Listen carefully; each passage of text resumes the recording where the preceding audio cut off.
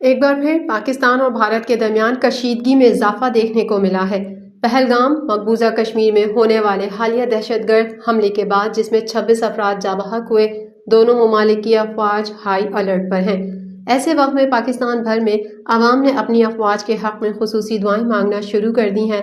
مساجد، مدارس اور گھروں میں اجتماعی دعائیں کی جا رہی ہیں جن میں وطن کی سلامتی اور فوج کی کامیابی کی دعا کی جا رہی ہے۔ آج جمعے کے روز نماز کے بعد خصوصی دعا مانگی گئی۔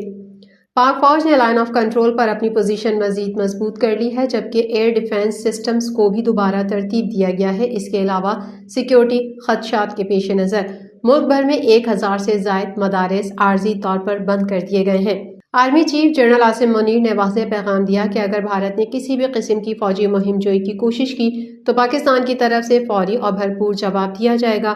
بین الاقوامی برادری، خاص طور پر امریکہ نے دونوں ممالک سے صبر و تحمل کا مظاہرہ کرنے اور بات چیت کے ذریعے مسائل حل کرنے کی اپیل کی ہے۔